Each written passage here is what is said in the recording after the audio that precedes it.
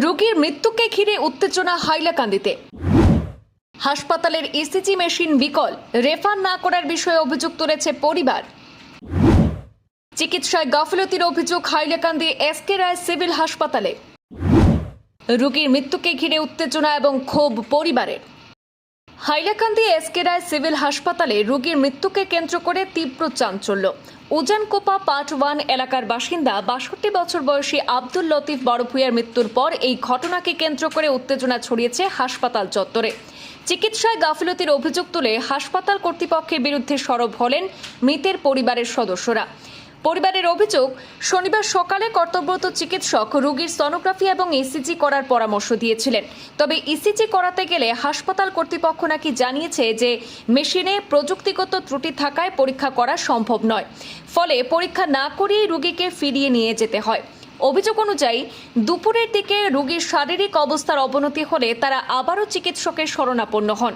পুনরায় ইসিজি করার নির্দেশ দেওয়া হলে দেখা যায় মেশিনটি তখন সচল রয়েছে, কিন্তু ইসিজি চলাকালীন সময়ে রোগীর মৃত্যু হয়। মৃতের পরিবারের প্রশ্ন, সকালে যে মেশিনটি বিকল ছিল কয়েক ঘন্টার মধ্যেই সেটি কিভাবে সচল হলো? পাশাপাশি রোগীর অবস্থা সংকটজনক হলে তাকে উচ্চতর চিকিৎসার জন্য অন্য হাসপাতালে রেফার করা হলো না কেন, সেই প্রশ্ন তুলেছেন তারা। পরিবারের দাবি, সময়মতো প্রয়োজনীয় পরীক্ষা এবং চিকিৎসা ব্যবস্থা না করার ফলে এই পরিস্থিতি হয়েছে তাদের। তবে পরিবারের সমস্ত অভিযোগ নাকচ করেছেন হাসপাতালের কর্তব্যরত চিকিৎসক ডক্টর নীলাঙ্ক ঘোষ। তার দাবি, ইসিজি মেশিনে সাময়িক প্রযুক্তিগত সমস্যা দেখা দিলেও দ্রুত তা মেরামত করা হয় এবং পরে স্বাভাবিকভাবে পরিষেবা চালু হয়। এই ঘটনাকে কেন্দ্র করে হাসপাতালের চিকিৎসা সেবা এবং পরিকাঠামো নিয়ে নতুন করে প্রশ্ন উঠতে শুরু করেছে। আমি কালকে আমার বাবারে লইয়া আইছি হসপিটাল, অ্যাডমিট দিতেন বিকাল 3:30টার সময়। তার বুকের মধ্যে বেদনা আছে। তখন অ্যাডমিট দেওয়ার পরে তারা যে চিকিৎসা ওষুধ দিচ্ছে, টেস্টগুলো দিচ্ছে, সব করার পরে আরাম হয়েছে না হয় রাত্রে আবার ওষুধ বদলাইয়া দিচ্ছে। ওষুধ খাওয়ার পরে রাত্রে রয়েছেন, সকালে ডাক্তার আইছেন ফার্স্ট মর্নিং ডিউটি আইয়া ডাক্তারে কয়েন 2টা টেস্ট করাই আনো, একটা ইসিজি দিচ্ছেন, একটা দিচ্ছেন সোনোগ্রাফি। তো 12টার সময় সোনোগ্রাফিটা করাইছে, করানোর পরে গেছি এসিজি রুম। এসিজি রুমে যাওয়ার পরে তারা আমার কইছে এখন পেশেন্ট লইয়া গেছি। আমি কইছি পেশেন্ট ঠিকানো তুমি পেশেন্ট নিয়েও কি ওয়ার্ডো এখন হইতো না, 3টার সময় আই।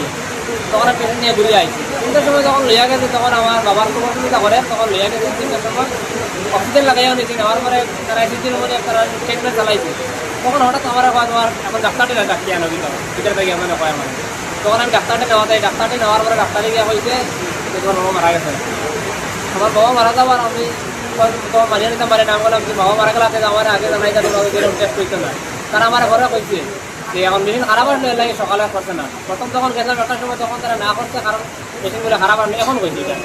যদিও মেশিন খারাপ আসলে তো আমার আগে রেফার দিতে পারতো, আমি অন্যদিকে শিলচর যাই, অন্যদিকে যাই দেখতে পারি। কিন্তু এখন মেশিন খারাপ হয়ে আমার বাবা মারার পরে এখন কর এটা আই যেরকম ঘটনা হয়েছে খাইলারাটা এরকম ঘটনা হইব। আমি হাইলাকান্দির বিধায়ক মিলন দাস এবং আল্লাপুর কাটিজোড়ার বিধায়ক জুবাইর নামের কাছে দৃষ্টি আকর্ষণ করছি, এইরকম ঘটনার সঠিক তদন্ত করক এবং ইনকোয়ারি হোক। কেন 2 দিন পর এরকম হাইলাকান্দি সিভিল হসপিটালে হয় আইজ একটা হয়েছে খাইলার হইব। তারা এত গাফিলতির কারণে আজ আমার বাবা মারা গেছেন। আজ আমার একটা পরিবার একদম বিচ্ছিন্ন হয়েছে। আজ আমার গার্জেন নাই। আপনি কি এফআইআর করছেন? আমি হাইলাকান্দি মানে সিভিল হসপিটাল আউটপোস্টে একটা এফআইআর করছি বর্তমানে। আর ডাক্তারকে জানছেন? ডাক্তারের নাম আমি এখনো জানছি না, ডাক্তারের নাম জানেন না। তবে ফার্স্ট মর্নিং ডিউটিতে আসলে আজকে ডেটে মর্নিং ডিউটি খেয়ে আসলে দেখলে তো বোঝা যাইব। আর প্রিসক্রিপশনও সিগনেচারও আছে ডাক্তারের। আপনার নাম? আমার নাম আফজালুর রহমান বড়ভূঁইয়া। আপনার নাম কিতা? আমি তার বড় ছেলে। তার যে মৃত হয়েছেন মারা গেছেন তার নাম আব্দুল লতিফ বড়ভূঁইয়া, বাড়ি উজানকোপা পার্ট 1। বাবা মারা গেছেন এরকম বড় কিছু কথা নাই, মানে কালকে আরো যাতে এরকম ঘটনা ঘটে না। এই যে এখন খাইল আরাধন হইব, আমার উদ্দেশ্য হইলো ওটাও যে সঠিক তদন্ত হোক এবং যারা দোষী তারা দোষী মানে সাজা হোক। এরকম খেনে করে তারা 2 দিন পর যে সাধারণ মানুষের সাথে এই সাধারণ গরিব মানুষের এরকম হয়রানির শিকার হয় যে মানুষ কই দিত সরকারি হসপিটাল হইয়া কোনো বেনিফিট পায় না। এরকম মানুষের কষ্ট পায়, হয়রানি হয়, মানুষ যাইতো কই। তো তারা মানে মানে এই ধরনের মানে জনসাধারণ লোকের ধোঁকাবাজি করে। তারা এখানেও মানে কম ডিউটি দেয়, তারা প্রাইভেটে বেশি ডিউটি করে। হ্যাঁ, একটা টেস্ট করাইলে ল্যাবরেটরি 3-4 দিন পরে গিয়ে মানে রিপোর্ট দেয়। এর ভিতরে যদি কোনো পেশেন্টর মানে অঘটন ঘটেতে এর দায়িত্ব কে? এইটারও সঠিক ইনকোয়ারি হোক, এটা আমি সরকারের কাছে পুরাপুর অনুরোধ জানাইয়া যাতে করে এটা সঠিক ইনকোয়ারি করি, এটা এই দোষীদের পুরা চাকরিটাকে সাসপেনশন করিয়া রাখা হোক যাতে করে। মৃত ব্যক্তির আপনি কে হন? আমি আমার খুব খুব গরিব একজন মানুষ, মানে আমি তারা আত্মীয় একজন মানুষ বাইকনা সম্পর্ক। এখন পেশেন্টটা কালকে রাত্রে আমাদের সিভিল হসপিটালে অ্যাডমিট হয়েছিল। তো কালকে রাত্রে বেসিক যেগুলো ট্রিটমেন্ট হয়েছে সেগুলো দেওয়া হয়েছিল। আর সকালে আমাদের রাউন্ডে এসে আমাদের ডক্টরও পেশেন্টকে অ্যাটেন্ড করেছেন। অ্যাটেন্ড করে পেশেন্টকে ইসিজি আর সোনোগ্রাফির জন্য মানে প্রেসক্রাইব করেছিলেন। তো ডক্টর বলেছেন যে আগে আপনি সোনোগ্রাফিটা করিয়ে নেন, ইসিজিটা 24 আওয়ার্স থাকে, আপনার ইসিজি আর সোনোগ্রাফি শেষ হওয়ার পরে গিয়ে ইসিজিটা আইসিতে গিয়ে করিয়ে নেবেন। তো অ্যাকর্ডিংলি পেশেন্টরা আগে সোনোগ্রাফি হয়তো করিয়েছে। করার পরে একটার সময় পেশেন্ট আমাদের আইসিইউতে এসেছিল। তখন আমিও হাইলাকান্দি সিভিল ওটিতে কেস করতেছিলাম। তো তখন যখন আমাদের এখানে যে অন ডিউটি সিস্টাররা ছিলেন, তো ওরা বলেছেন যে এখন তো বর্তমানে মেশিনটা একটু হ্যাং নষ্ট হয়েছে, তো সেটা বাই দ্যাট টাইম ইঞ্জিনিয়ারও আমাদের যে মেশিন যে ঠিক করা ইঞ্জিনিয়ারও সেও আমাদের মেশিনটা অ্যাটেন্ড করতে ছিল এই সময়। তো তখন পেশেন্ট পার্টিকে বলা হয়েছে যে আপনি 1.5-2 ঘন্টা পরে এসে যাবেন, বাই দ্যাট টাইম আমাদের মেশিনটা ঠিক হয়ে যাবে। তো ঠিক আছে, তখন তো আমাদের 1.5-2 ঘন্টার ভিতরে আমাদের ইঞ্জিনিয়ারে মেশিনটা দেখে মেশিনটা ঠিক করে দিয়েছেন, উনি রিপোর্টও দিয়েছেন যে মেশিনটা এখন ঠিক আছে বলে। তারপর 3টে মিনিটের সময় ওরা একটার সময় গেছে, আবার 3টার সময় পেশেন্ট আবার নিয়ে আসছে।